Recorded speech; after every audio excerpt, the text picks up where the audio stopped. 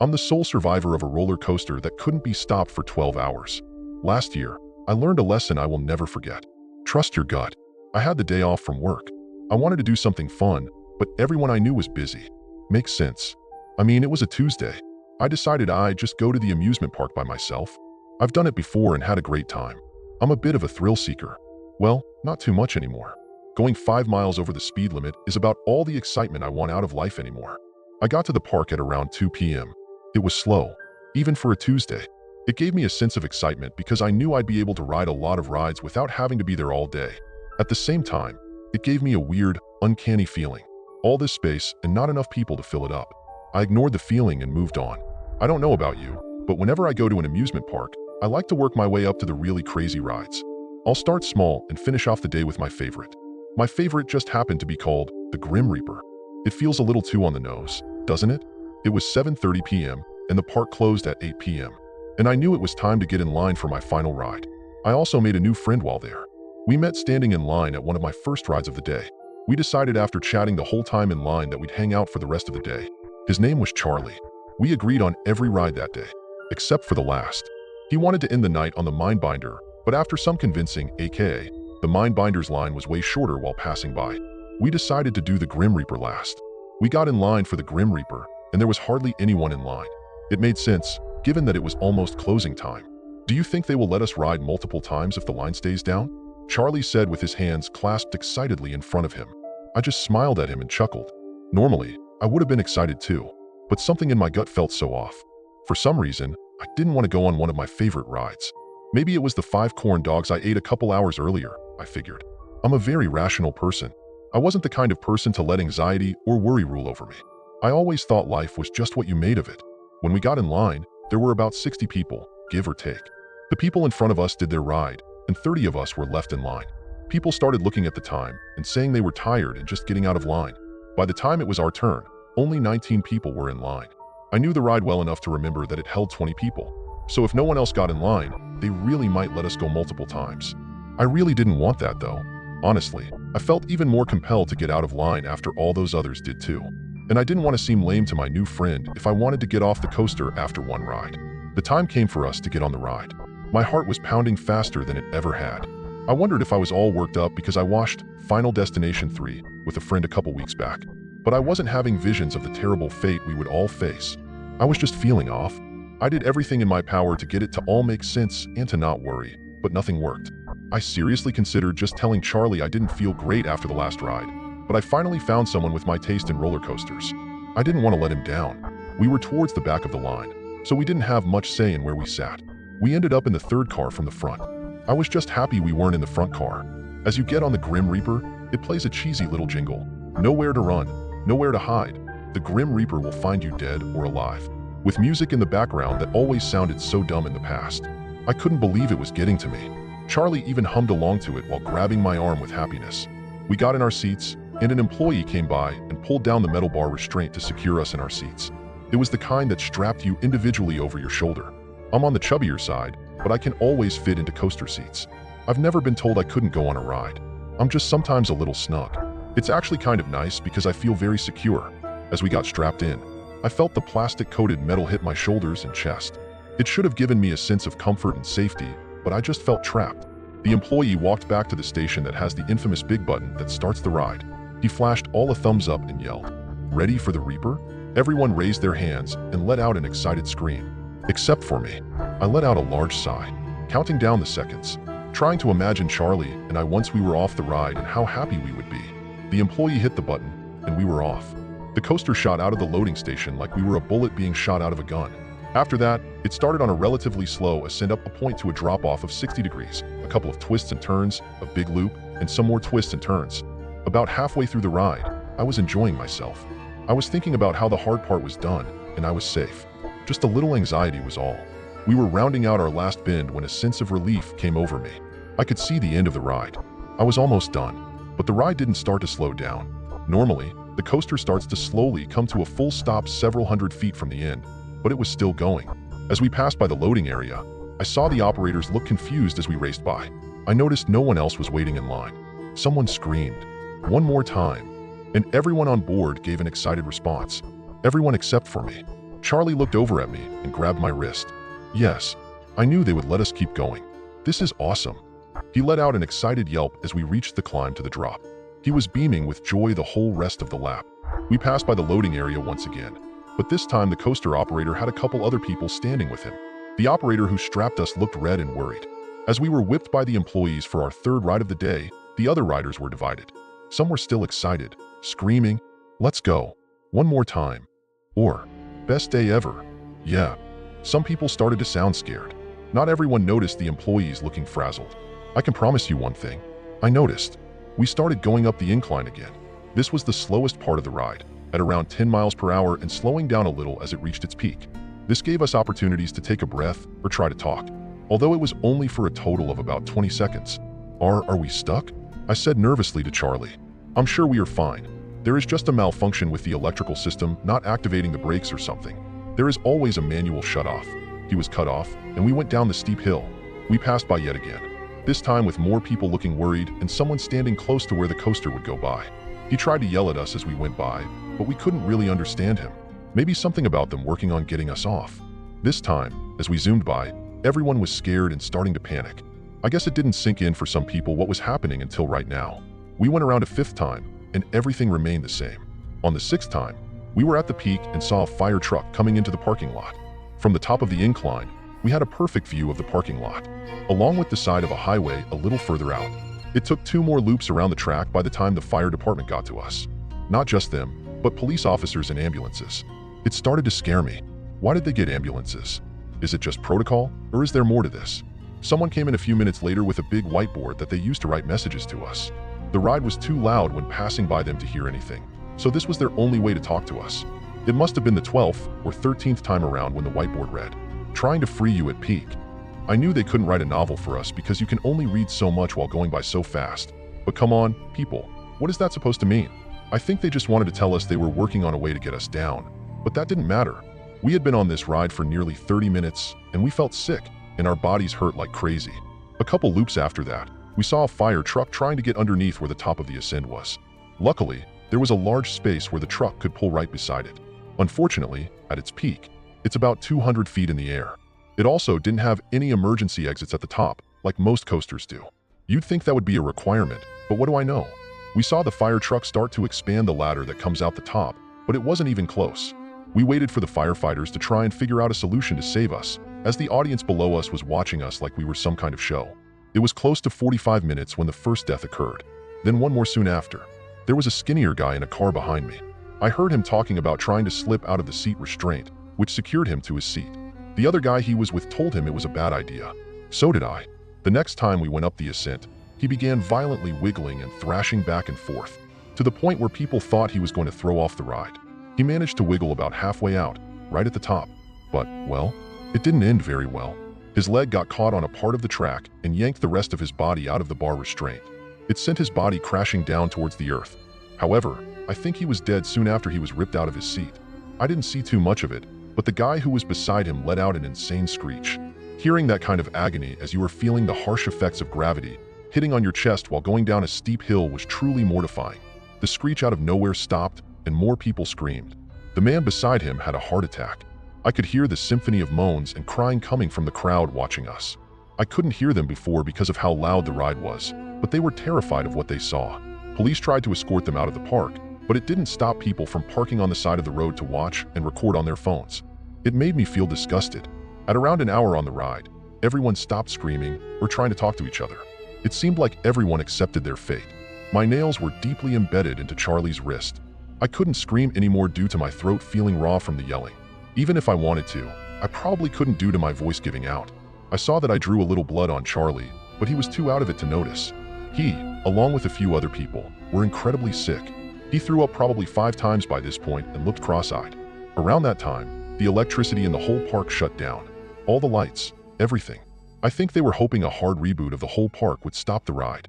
The coaster didn't just rely on gravity, but also on a lot of help from motors and other electronic elements. It all turned off when we were on the straightaway. Of course, it still didn't stop. I could hear someone yelling with frustration, not understanding how it could still be moving if it didn't have an electrical source. After 2 hours, they let some family members come into the loading area, which was a terrible idea. We were doing our best to keep cool and stay calm. Our families watching us, zooming by them every 2 minutes, and absolutely screaming at us, made it so much worse. My mom was my first family member to show up. Don't get me wrong, I love my mom, but she is very stubborn and wanted something done even though they had already tried everything. Of course, it was just because she wanted me safe, but it was stressing me out. The firefighters put down a safety net underneath the ascent. It was still quite a jump if we could even get out successfully to land on it. And we might be okay, but we were all a little scarred from what happened before. It seemed like they put it out just in case someone tried to get out again. It didn't seem like it was the plan to have us all just jump out of that moving death machine. They weren't desperate enough at that point. We saw a large group of people passionately arguing and yelling at each other. From what I could tell, it was made up of family members, firefighters, and some employees of the park. I'm sure with lots of varying opinions. The ride was on hour 3. When the coaster entered the loading area once again, I saw a woman run over to the control panel. A couple people ran over to her and told her to stop and not press the button. She was screaming her head off and wailing. It had been hard to understand people in the past while going by them, but this was as clear as day. As we passed by, I could tell she was starting to break free from the grip of people holding her back. I wasn't too worried. Whatever button she was wanting to press, I'm sure it wouldn't work since none of the other ones worked so far. We were about 5 seconds away from going down the descent when we heard a click come from all our seats. The woman hit the button that unlocked all our overhead seatbelts. Of course, the seatbelt button worked, but not the button to stop the ride. A few people reacted fast enough to either jump out or snap it back over themselves before the ride went down. Others weren't so lucky. 3 people managed to jump out but didn't survive the fall. Despite there now being a giant net to catch anyone who was dumb enough to try and get out that high, one person hit a support beam on the way down, and the other 2 landed wrong when they hit the net. Their bodies folded in an unnatural manner as they hit. All 3 died instantly. I would say around half of us that were left managed to get the seatbelt secured before going down the hill. Everyone else had to hold on for dear life. And unfortunately, I was one of them. I felt my stomach start to drop as I reached up to grab the only thing that would keep me from becoming a part of the pavement below. The restraint wasn't completely useless at this point. I just had a good 12 inches in between my chest and the restraint. As I dug my fingers into the plastic, I hoped I would be fine. Then the ride dropped. I felt my butt lift off the seat I had become so familiar with. I tried to wrap my ankles around the floor of the coaster to keep the rest of my body from flying out. Charlie luckily got the restraint down, so he was trying to get his leg over mine and hold me down with his arm. After the longest 5 seconds of my life, I managed to pull it back down over my chest. I wasn't sure who else got theirs down, but I assumed, from how scared a few of them sounded, it wasn't good. All I could think about and look at was the big loop coming up. As we got closer, I could hear swearing from multiple passengers, including someone in front of me. She was violently pulling at the restraint, but it just wasn't budging. I was hoping and praying that the centrifugal force would keep her in her seat. As we went around the big loop, I closed my eyes. I knew I didn't want to see what was about to happen. I heard multiple people screaming and making horrendous cracking sounds. I don't have an exact number, but I would say only 7 people were left. I could see the 2 people in the very front row and Charlie beside me. I recall only hearing 3 other voices behind me at this point. At hour 5, 3 more people died while on the ride. 2 of them from a heart attack or something. The third person, well, he watched the person beside him suddenly die while going around one of the bins. He yelled out in anger, and well, I'd actually rather not go into detail, but he died soon after. I saw the whole thing. They were the 2 people left in front of me and Charlie. At hour 6, we saw a group of people bringing in what looked like another large net, except that it was in the loading area. The next time we looped around, they wrote something new on the big whiteboard. We are going to try and stop it manually. I had no clue what this meant, but by the look of the net, I was terrified. The next pass, there were people on both sides of the loading area. On one side, the net was wrapped around a large pole that had been somehow fastened into the concrete slab. I saw a large, similar pole on the other side, but the net wasn't yet attached. As we zoomed by, I could hear people trying to rush and hurry behind us. We went around one of the turns, and I cranked my neck, looking to see what plan they had in mind. They were frantically trying to tie the other side of the net to the support beam that was freshly drilled into the ground. I couldn't believe how stupid these people were. How on earth did they think this was a good idea? Was this a last-ditch attempt? I was yelling at them and telling them to stop, but of course they couldn't hear me. Even if they could, they wouldn't listen. They were desperate to get at least someone out of this alive. Or maybe the owner of the park wanted all of us to die, so that no one could publicly talk about the horrific things we went through. As we went past the last bend, the hundreds of people watching the spectacle cheered, clapped, and celebrated. Somehow, not seeing any of the flaws with this terrible plan. We were on the straightaway and my heart started to pound again. The few seconds before we hit the net felt like slow motion. I swore I could see everyone's face. They looked happy. I couldn't believe it. It made me upset because I knew they were all about to be very disappointed. Finally, we hit the net. Of course, it was no match for a giant metal contraption hitting it. The metal pole was ripped out of the concrete slab and smashed down right in between our car and the one behind us. As we headed for the incline, we tried to get the net that attached itself to us off of the coaster. Luckily, we were able to get it off of us, but no luck with the metal beam that was now awkwardly lodged in the coaster. As we started going down, the whole ride started to shake violently. It felt like we were going to fly off the track. We made it to the first turn. I heard a loud snap and 2 screams. The 7 coaster cars behind ours broke off, and the metal beam found its way underneath. As we turned, I watched in disbelief as the cars behind us all went flying off the tracks. At that point in the ride, it was about 50 feet off the ground, still enough to kill them. I wasn't fast enough to close my eyes and saw the whole thing. It went off the track like it had wings and suddenly plummeted down into the earth. The screaming immediately stopped when the ride landed upside down. My imagination filled in the blanks and shuddered at the thought of the carnage below me. And then there were 2. We were hoping that somehow the ride would stop or slow down because we lost the back 7 cars. I was not sure what the logic was, but we were desperate at this point. After another hour, it was not showing any signs of slowing down. Once we made it to hour 8, we expected our fate. I was hoping that this would all be over soon and we could just be done. I don't think either one of us thought we'd get off. We just hoped, at this point, that our deaths would be quick. Over the next couple hours, we noticed a piece of metal on the car ahead of us start to wobble and loosen. I'm not sure if it was just the wear and tear of the ride going for so long or the whole net fiasco. It kept looking like it was about to come loose, and we duck out of the way. We were imagining the worst possible outcome, thinking it would fly off and decapitate one of us. Eventually, it did come off. But it wasn't a dramatic moment like we thought it would be. It was so much worse.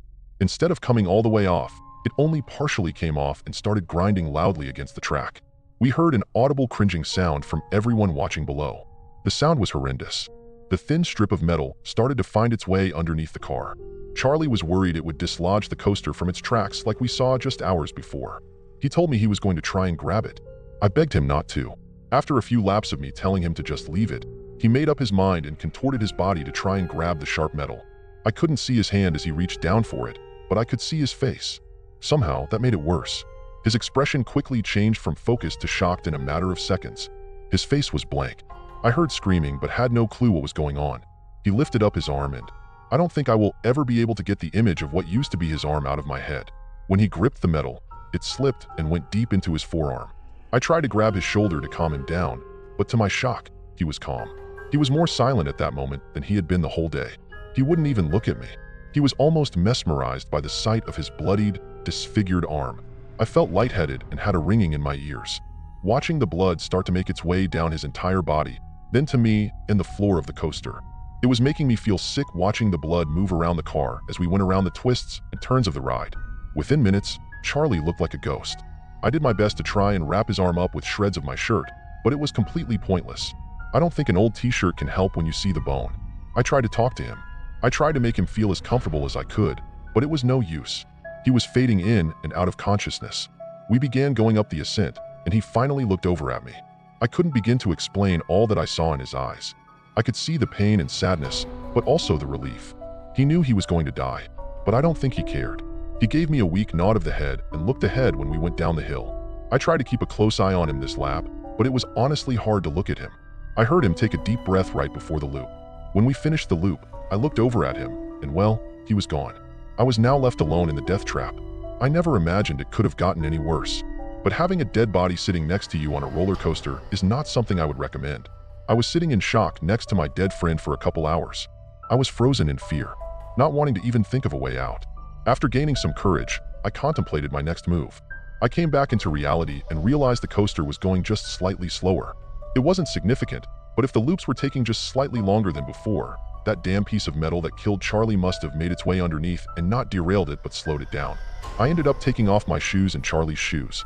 I had a plan that was probably dumb, but if I died, at least it would be in my hands. As I went by the loading area, the coaster started to slow down just before the ascent. I threw all 4 shoes right in front of the ride. A part of a shoe caught the truck in just the right spot. The ride was still. I could feel the coaster almost pulsing, trying to move with all its might. I was sore. My shoulders were badly buried by the shoulder restraints, repeatedly hitting me over and over again. My whole lower half aching from sitting in a hard seat for hours on hours. I took a deep breath and squeezed in my gut like I never had before. I let out a horrific yell as I forced my body out of the restraint that had been holding me down for the last 12 hours. About 360 times around the track. My heart was racing as I felt the coaster start to win the battle to move again. I managed to squeeze out just seconds before it took off. I was freed and jumped. Luckily, I just barely hit the net below. I also managed to hit the net, so I didn't hurt myself too badly. Nothing is worse than what that ride already did to me. I laid on the net, looking up into the sky. In disbelief, I was still. I wasn't moving. It was almost making me feel motion sick not moving around. Like when you were reading a book in the car and you look up after an hour. Everything was blurry. I could barely hear the faint sound of people trying to get to me, but it was mostly just my ears ringing and my heart beating. After just a few minutes, I was down. They immediately rushed me to the ER, where I stayed for 3 weeks. I sustained a broken rib, a broken collarbone, severe bruising, and a concussion, just to name a few. Not to mention the mental trauma. I'm writing this as I'm feeling ready to finally tell my story. This is the first time I'm digging back into my memories and recollecting the whole experience. I've started to work through all this with a therapist, and it's made me realize I need to get it all out of my system. Don't bother trying to find anything about this story. The owners of the park have done a suspiciously good job hiding it. That's another reason I want to get my story out there. They have completely scrubbed the internet of it somehow.